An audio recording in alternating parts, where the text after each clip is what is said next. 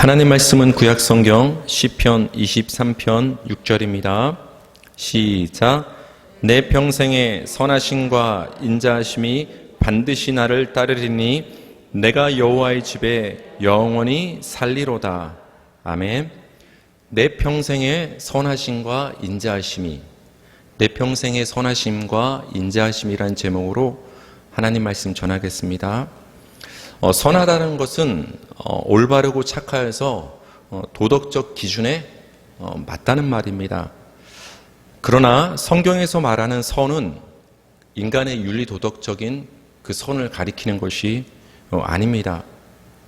성경에서 말하는 선은 본래 자기 자리를 지키는 것을 성경에서는 선이라고 합니다.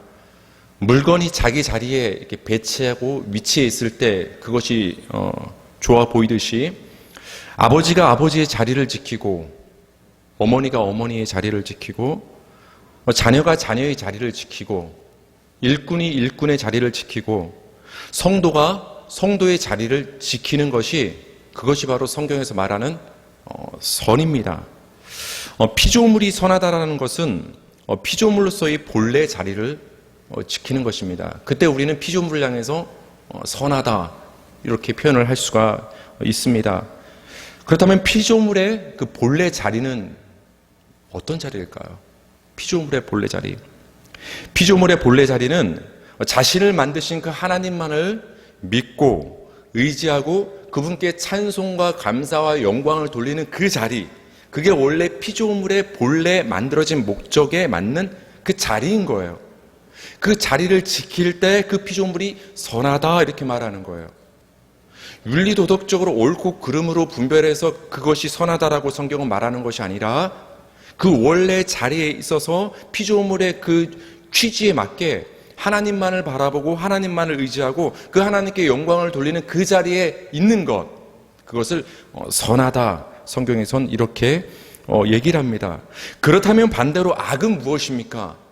피조물의 그 자리를 벗어나는 것이 악이 되는 거예요.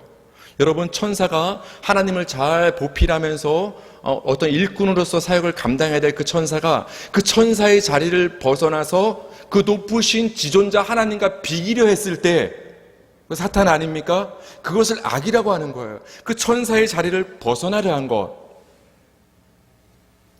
둘째 아들이 본래 자리였던 고향 땅 아버지의 그 품과 곁을 떠나서 타향으로 떠나가는 것, 그것이 악인 거예요. 반대로 말하면 그 고향 땅 아버지의 그 품이라는 그 본래 자리에 붙어 있으면 그게 선한 거예요. 그게 선한 거예요.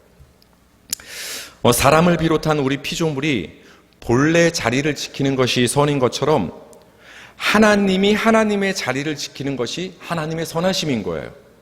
우리가 하나님을 우리가 찬양하잖아요. 좋으신 하나님, 우리가 찬양하지 않았습니까?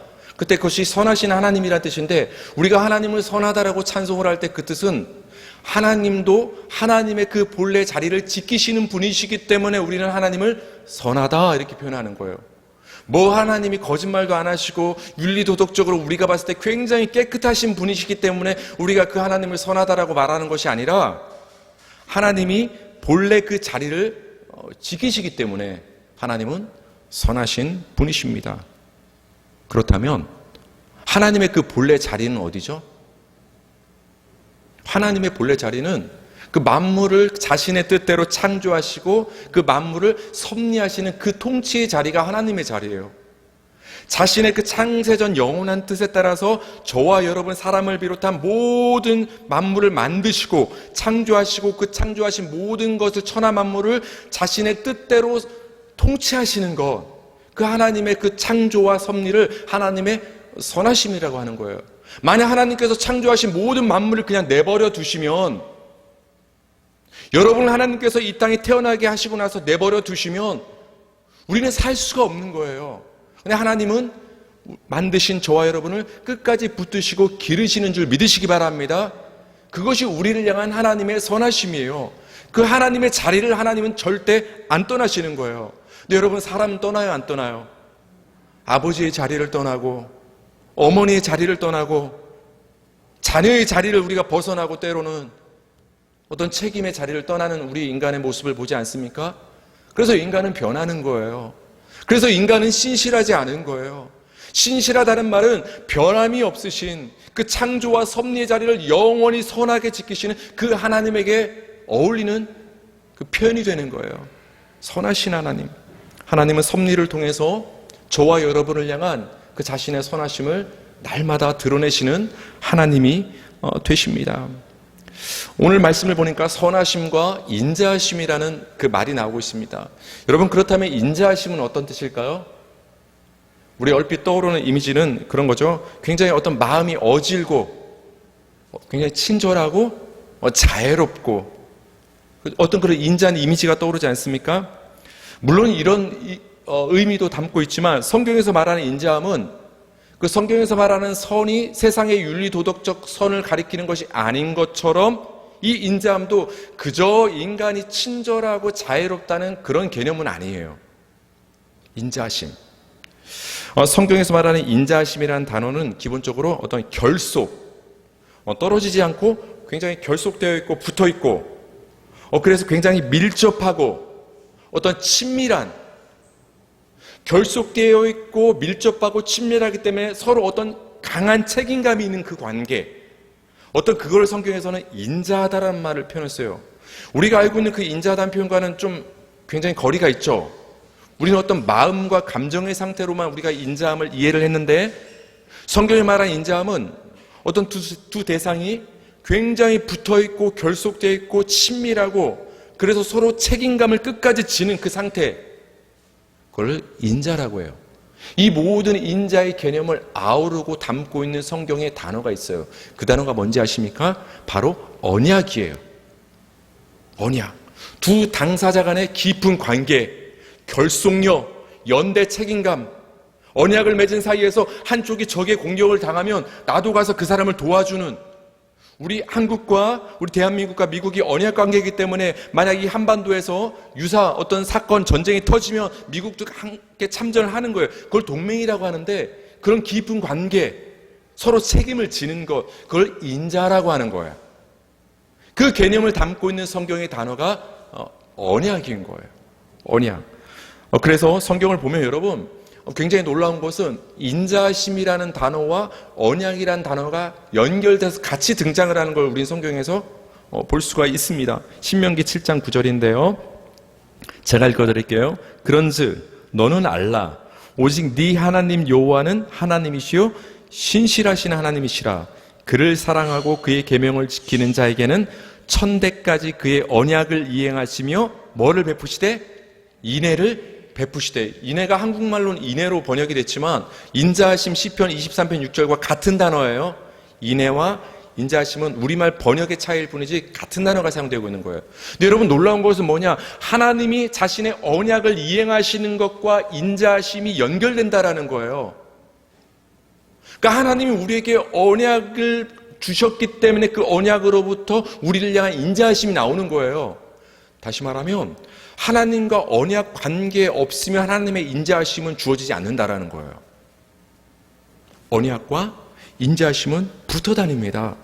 시편 89편 20절에서 28절인데요. 이건 다윗에 관련된 말씀인데 제가 20절 읽고 여러분이 28절 읽어주세요. 내가 내 종 다윗을 찾아내어 나의 거룩한 기름을 그에게 부었도다. 28절 시작.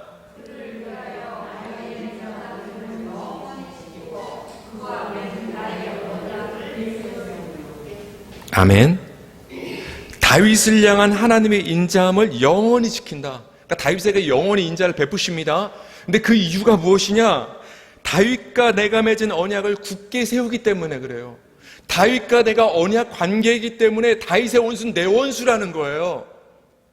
다윗과 내가 언약 관계를 맺었기 때문에 다윗이 복받으면 내가 행복하다는 거예요. 하나님이. 그게 언약 관계예요. 깊은 결속된 서로 책임을 지는 관계.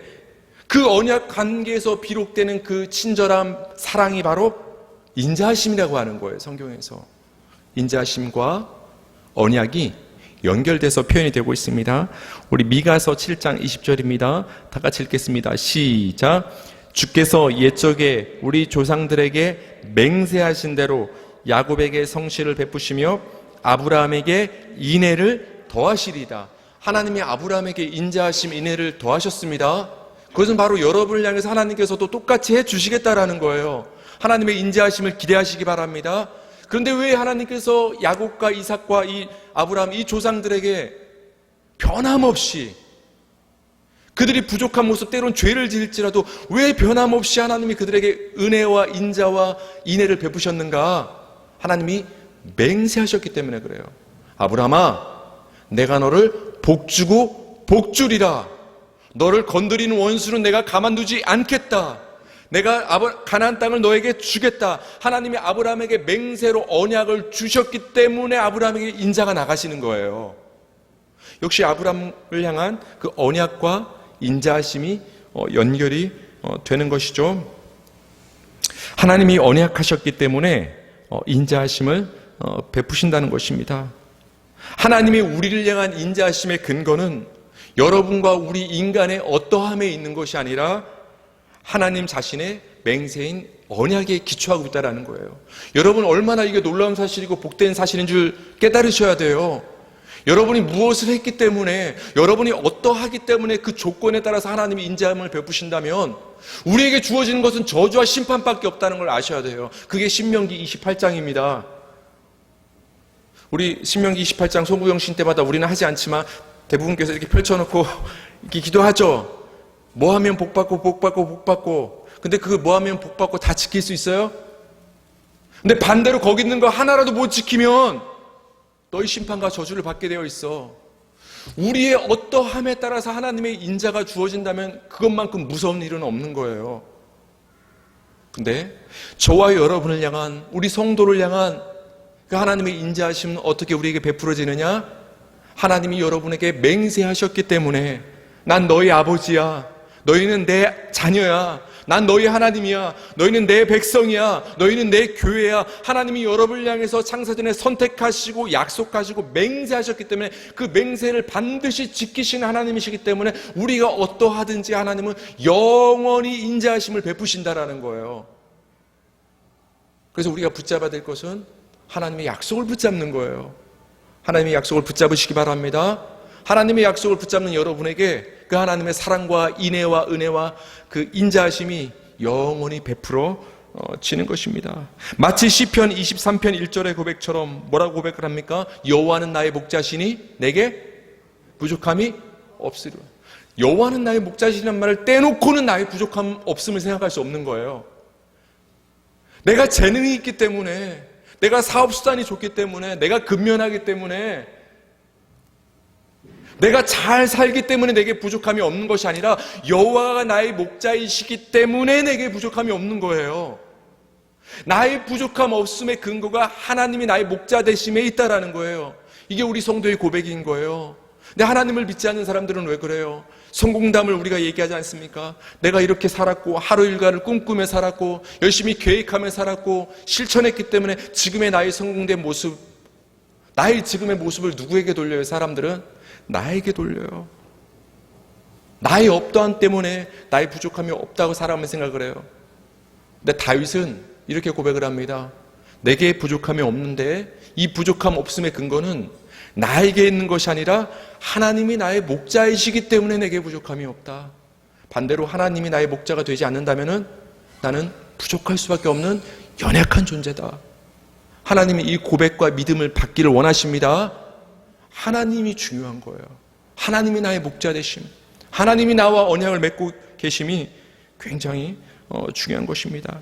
그래서 여러분, 성경에서 말하는 하나님의 인자하심은 언약 관계에 있는 자기 백성, 다시 말하면 하나님의 자녀들과 교회를 향한 하나님의 신실하심을 말하는 거예요. 언약 관계에 있는 자기 백성을 향한 하나님의 변함없는 신실하심, 그걸 성경에서 인자하심이라고 하는 거예요. 그래서 하나님의 인자하심은 잠깐 기간이 있다 아니면 영원하다? 영원한 거예요. 하나님의 약속은 영원하기 때문에 인자하심도 영원한 거예요.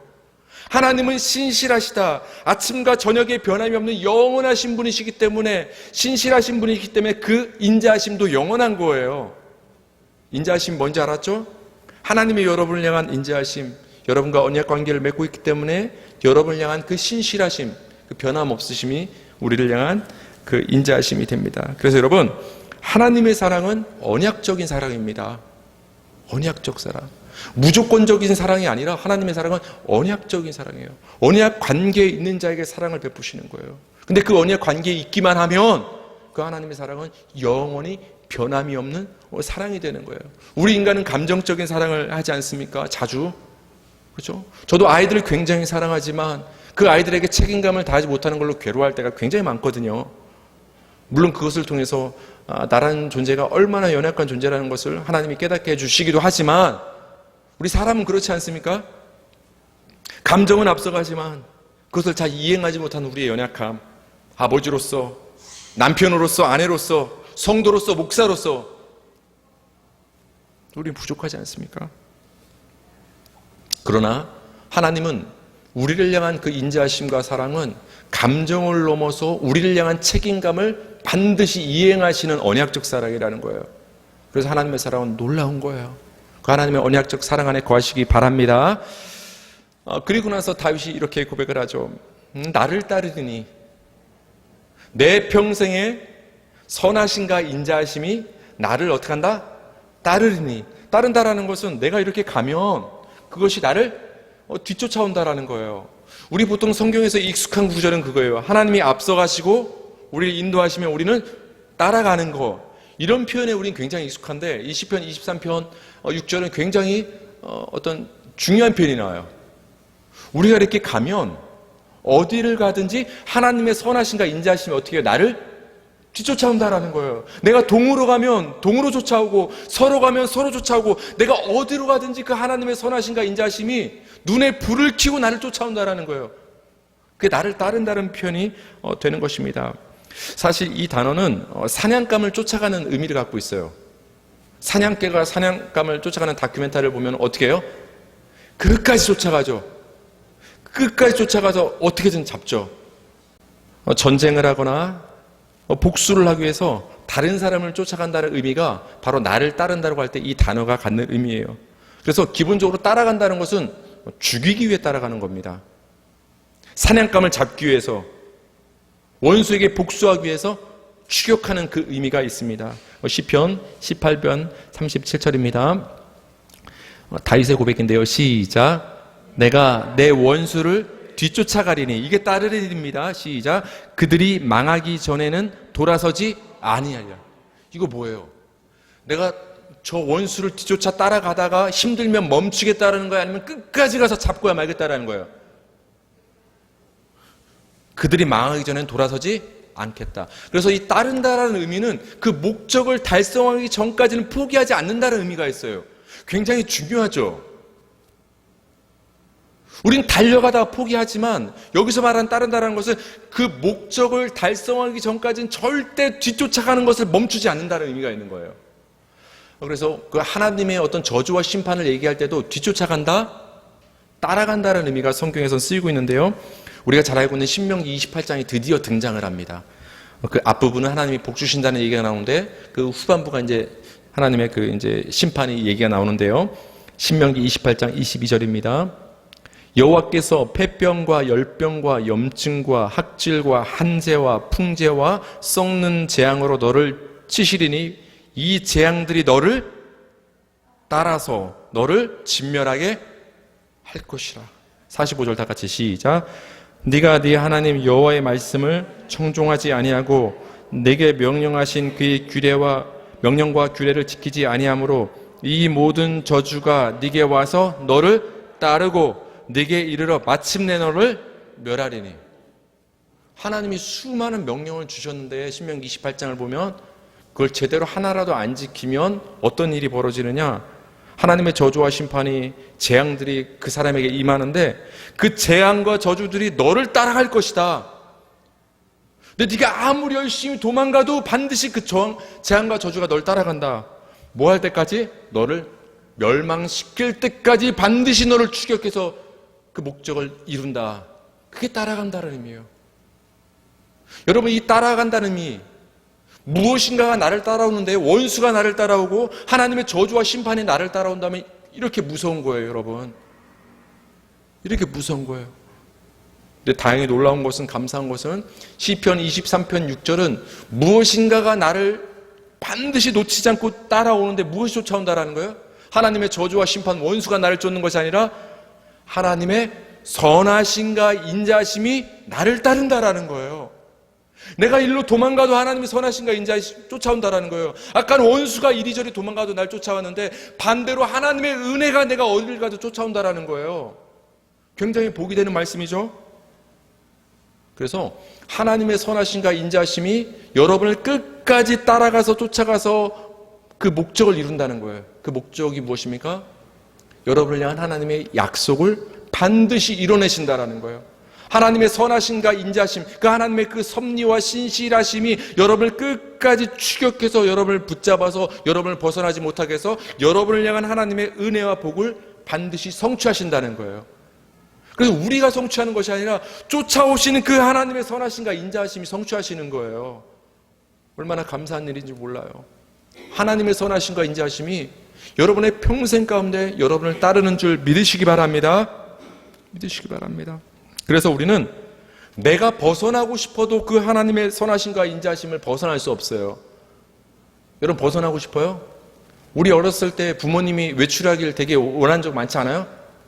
그렇죠? 부모님 나가야 뭔가 집에서 편하게 놀 것 같고, 그렇죠? 그래서 부모님 외출하고, 그럼 항상 우리가 외출하시는 부모님께 묻죠. 뭐라고 물어요?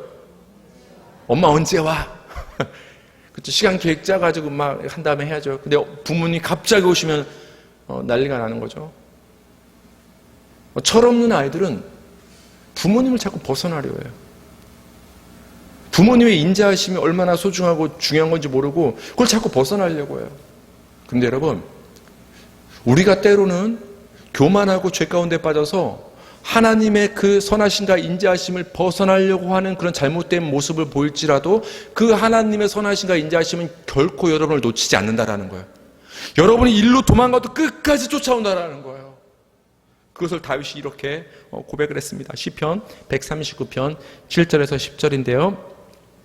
제가 읽어드리겠습니다. 내가 주의 영을 떠나 어디로 가며 주의 앞에서 어디로 피하리이까? 8절. 내가 하늘에 올라갈지라도 거기 계시며 스올에 내 자리를 펼치라도, 스올은 땅속 깊은 것이죠. 거기 계시나이다. 내가 새벽 날개를 치며 바다 끝에 가서 거주할지라도 거기서도 주의 손이 나를 인도하시며 주의 오른손이 나를 붙드시니이다. 그렇죠? 하늘에 거해도 땅속 깊은 곳에 내가 도망쳐도 바다 끝에 내가 거할지라도 하나님의 손을 벗어날 수 없다라고 다윗이 깨달은 거예요. 내가 어떠한 상황에 놓이든지 하나님의 선하심과 인자하심이 나를 지켜준다는 것은 다윗은 그 평생을 통해서 경험했다라는 거예요. 여러분이 하늘에 거할지라도, 땅속 깊은 곳에 거할지라도, 바다 끝에 거할지라도 하나님이 여러분을 붙드시는 줄 믿으시기 바랍니다. 하나님의 선하심과 인자하심이 여러분의 가정을 뒤따르기를 주님의 이름으로 축복합니다. 그러면서 다윗이 마지막으로 이렇게 고백을 하죠. 내가 여호와의 집에 영원히 살리로다. 여호와의 집이 등장을 합니다. 우리 여호와의 집이 뭐죠? 가장 간단한 개념부터 살펴보면 스가랴 8장 9절에 이런 표현이 나오죠. 만군의 여호와가 이같이 말하노라. 만군의 여호와의 집 곧 성전을 건축하려고. 만군의 여호와의 집 곧 성전. 여호와의 집은 성전을 가리키는구나. 그래서 성전이 되는 거예요. 물론 우리가 이렇게 눈에 보이는 물리적 건물로 얘기할 때 우리가 예배드리는 이 성전을 여호와의 집이라 할 수도 있어요. 그렇죠? 만민이 기도하는 집이 될 수도 있어요. 하지만 근본적으로는 여러분이 이제 성전이 된 거예요. 여러분이 여호와의 집이 된 거예요. 그래서 하나님이 이제는 성령으로 여러분 안에 거하시는 거예요. 그래서 성령님의 내주하심인 거예요. 여러분이 하나님의 집이 된 거예요. 그렇죠? 다윗은 하나님의 성전에 대한 열망이 있었어요. 여러분도 하나님의 성전에 대한 뜨거움과 열망이, 사모함이 있으시길 바랍니다. 시편 27편 4절을 한번 보겠습니다. 다 같이 읽겠습니다. 시작. 내가 여호와께 바라는 한 가지 일, 그것을 구하리니 곧 내가 내 평생에 여호와의 집에 살면서 여호와의 아름다움을 바라보며 그의 성전에서 사모하는 그것이라. 여호와께 바라는 한 가지 일, 그것을 내가 구하겠다. 한 가지 소원만 내가 구할 수 있다면 그 소원은 뭐냐? 내 평생 여호와의 집에 살면서 하나님을 사모하는 게 그게 내 소원이다. 저와 여러분들의 소원도 이것이 되길 바랍니다. 하나님이 한 가지 소원만 들어주신다고 하면, 물론 하나님은 다 들어주십니다. 그렇지만 하나만 들어주신다고 하면 여러분 무엇을 하나님께 아뢰겠습니까? 내가 여호와의 집에 영원히 하나님과 함께 거하기를 원합니다. 이 다윗의 고백이 저와 여러분의 고백이 되기를 바랍니다. 내 평생에 여호와의 집에 살면서, 시편 23편 6절에 내가 여호와의 집에 영원히 살리로다라는 표현과 굉장히 같죠. 근데 여러분, 다윗의 신분은 무엇이죠? 왕 아닙니까? 사실 왕이 성전에 계속 거기 가서 있으면 직무유기 아닙니까? 왕은 궁전에 있어야죠. 제사장이 성전에 있는 거 아닙니까? 계속 그 전문 사역자가. 근데 다윗이 그렇게 말합니다. 내가 성전에 여호와의 집에 항상 있기를 원한다. 이것은 다윗이 제사장의 어떤 그런 직무를 감당하기를 원한다는 의미가 아니라 그만큼 하나님을 사모하며 그만큼 하나님과 깊이 결속되어서 하나님과 깊은 관계를 갖고 그 하나님과 깊은 어떤 친밀한 교제를 나누기 원한다는 말인 거예요. 하나님과 떨어지고 싶지 않다라는 거예요. 그 하나님과 꽉 붙어 있고 싶다라는 거예요. 얼마나 그 하나님과의 친밀한 교제가 좋으면 다윗이 시편 84편 10절에서 이렇게 고백했겠어요. 우리 다 같이 한번 마지막으로 시편 84편 10절 읽겠습니다. 시작. 주의 궁정에서의 한날이 다른 곳에서의 첫날보다 나은즉 악인의 장막에 사는 것보다 하나님의 성전 문지기로 있는 것이 좋사오니. 주의 궁정에서의 한날이 다른 곳에서의 첫날보다 낫다. 그렇죠? 여러분 생명 굉장히 소중하죠. 여러분에게 그 첫날을 살 수 있는 수명이 주어지고 하루를 살 수 있는 수명이 주어졌어요. 좀 극단적이지만 그 첫날은, 그러나 우리가 어떤 다른 곳에 그냥 거할 수 있는 그 첫날이에요. 근데 그 여러분에게 주어진 그 하루는 하나님의 성전에 온전히 거할 수 있는 그 하루예요. 그렇다면 우리 사람은 어디를 선택할까요? 보통은 첫날을 선택하겠죠? 첫날 살아야 될 거 아닙니까? 우리가 하루 살고 끝나면 얼마나 억울하게 생각이 들겠어요. 근데 다윗은 고백합니다. 다른 곳에서의 첫날보다 나는 주의 궁정에서의 하루가 소중하다. 하나님 없이 사는 그 긴 날보다 하나님과 깊은 교제를 나누는, 하나님과 딱 붙어있는 그 하루가 나에게는 소중하다. 왜? 그 은혜로 살기 때문에 다윗은 그런 고백을 할 수가 있었던 것입니다. 어떻게 이렇게 다윗이 놀라운 고백을 할 수 있었을까요? 원래 6절의 맨 앞에는 한 단어가 있어요. 그 단어가 아크라는 단어가 있는데 이 단어의 의미는 확실히, 틀림없이, 이런 의미를 갖고 있어요. 반드시라는 의미도 있어요. 근데 우리가 시편 23편 6절을 보니까 반드시란 단어가 중간에 있더라고요. 내 평생의 선하심과 인자심이 반드시 나를 따르리니. 근데 히브리 성경 원어를 보면 이 반드시란 단어가 원래는 맨 앞에 있어요. 반드시 평생의 선하심과 인자심이 나를 따른다. 우리가 어떤 말을 할 때 맨 앞에 집어넣는 건 뭐 하려고 집어넣는 거예요? 그 말이 중요하니까 강조하려고 집어넣는 거란 말이에요. 원래 맨 앞에는 이 반드시란 단어가 원래 맨 앞에 나와 있어요. 그만큼 다윗은 강조하고 싶은 거예요. 반드시 틀림없이 확실히 하나님의 선하심과 인자심이 나를 따른다. 난 이걸 경험했다. 그렇기 때문에 나는 여호와의 집에 영원히 살 수 있다라는 고백이 나오는 거예요. 그 일생을 통해서 어떠한 순간에도, 사울왕의 추격을 당하는 그 순간에도, 압살롬의 추격을 당하는 그 순간에도 원수의 목전에서 상을 베푸신 그 하나님을 경험했기 때문에 하나님의 선하심과 인자심이 반드시 나를 따라오는 그 은혜를 다윗은 경험했기 때문에, 그렇다면 이 하나님과 난 영원히 붙어 있겠다는 결심이 이어져 나오는 거예요. 내 평생에 하나님의 선하심과 인자심이 반드시 나를 따라 주었기 때문에 나는 이제 여호와의 집에 영원히 살겠다는 고백을 합니다 라고 다시 연결해서 말씀을 하고 있는 것입니다. 사랑하는 성도님들, 이제 시편 23편을 마무리 짓겠습니다. 목자가 양떼를 푸른 풀밭에 두시고 쉴만한 물가로 인도하는 모습을 생각해 보세요. 영혼을 소생시키시고 의의 길로 인도하시는 모습. 사망의 음침한 골짜기를 우리가 때로 지나갈 때 하나님의 지팡이와 막대기로 우리를 위로하시고 안위하시는 그 모습. 원수의 목전에서 하나님께서 상황을 역전시켜서 우리에게 상을 차려주시고 기름을 우리 머리에 부어서 우리를 환대하시는 그 하나님. 이 시편 23편의 이 모든 하나님의 이 모습들은 무엇을 가리키느냐? 저와 여러분을 여호와의 집에 영원히 살게 하시려는 그 하나님의 언약을 이루시는 그 모습을 자세하게 우리에게 보여주는 거예요.